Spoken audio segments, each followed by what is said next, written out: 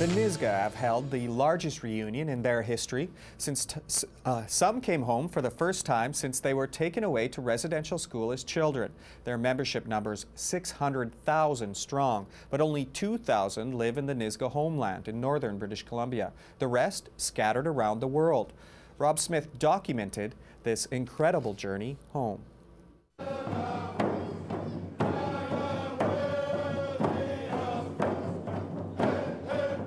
The Nass Valley in northwestern British Columbia has always been their home, but today the vast majority of Nisga'a don't live here.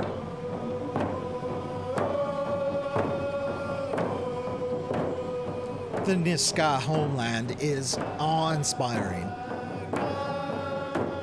but the stories of its people's separation from it are heartbreaking. When I was 7 years old, yeah. I was taken away when I was 7. I lived in Old Iance when they took me away, and I haven't seen it since. So a reunion was planned. Residential school students, adoptees, kids in foster care, all welcomed home for a visit. Emotions ran high even before they made it to their territory. Tears flow. Oh my God! Long-lost relatives reunite. Beautiful. Hey, buddy. Some are meeting for the first time. This is Eamon, Mommy. Do you see the twins? No. It's been a long journey already, and they still have a long way to go. Hey. They started out from Vancouver. Some traveled by sea, some by air, and some by land. We're having an amazing time. They've gathered here in Terrace to rest. Feels good to be back here. Duncan Grant was 2 years old when he was taken and placed in foster care. Now 17 and reunited with his family, he's making his first trip back to a home he doesn't remember. It's managed to text her. I seen them just leaving. Sheldon Robinson is the event coordinator. He knows the importance of repairing the Nisga's broken connections to their land and culture.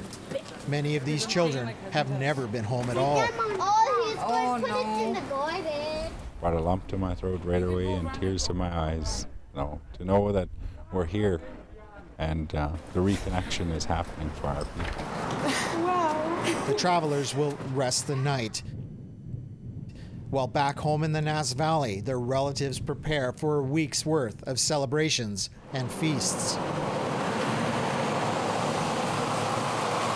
Nearly 500 have joined this pilgrimage home. The Nass is a remote and rugged place, breathtaking but dangerous. You had to be tough to survive here. One of the first things the convoy will encounter is this lava bed that goes on for kilometers. About 250 years ago, a volcano erupted in this valley. About 2,000 Nisga'a perished. However, survivors were able to return and repopulate. Today, the Nisga'a are scattered once again. The displacement caused by first contact with Europeans, by the epidemics that followed, then colonization, and finally the reality of modern economics, making a living where you can. Through it all, the Nisga'a have fought hard to remain a nation. As we were coming home, it just felt like God was with us all the way. Faith Lewis spent 8 years in residential school starting in 1952. After, her life's journey took her many places, Welcome home! but never home again. The last memory of her birthplace is of her mother collapsing to the ground, crying as Faith was taken away to school. Today, Old Iance no longer exists. It was flooded out, so there can be no real homecoming. Waiting for this day for a very long time. But this is close enough. I mean, the love and the emotion you can see, and I mean, you just want to wave, you just want to say hi to everybody. Julie Nice never lived in the Nass, and her last visit was 15 years ago. But she wants her son Cross to know his heritage. I don't know a lot either, so I mean, I can only pass on the little bit of knowledge that I have. Dakota Grant was taken into foster care with his brother Duncan. 2 years older, Dakota has memories of this place. He used to speak Nisga'a. That's all I ever spoke. No English at all. And then we got put in the foster care. When they arrived, Dakota was excited to hear the singing. Now he wants to relearn the language he's forgotten. The boys are here with their mother and sister. With these women, you'll find 2 generations struggling with their identities. People ask me where I'm from, and I have to sit there and think about it. I didn't know where I came from.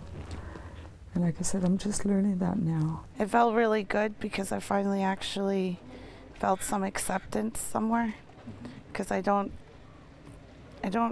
feel that anywhere else. This trip is also one of reconciliation for the family. 15 years ago, the children were taken into foster care. A mother's addiction led to neglect, and now she feels regret. I feel like I missed like a great big chunk of my life. Now I miss my father much. The trip is intended as a celebration, but there is a deep undercurrent of sadness. So you will see sorrow in the eyes. A fact not lost on the organizers. But we must rise up and we must move on in a positive way. Counselors have made the trip to help those triggered by painful memories. For Faith, 6 decades after the fact, she can't forget the haunting image of her mother weeping on the ground. That memory will always stay with me. Despite the tears, the feast will go on. The Nisga'a have a lineup of local talent ready to entertain.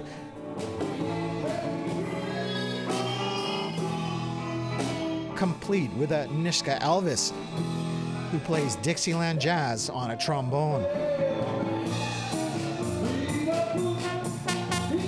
This will be the beginning for a lot of our people. Maybe I will someday make a house in New Ireland.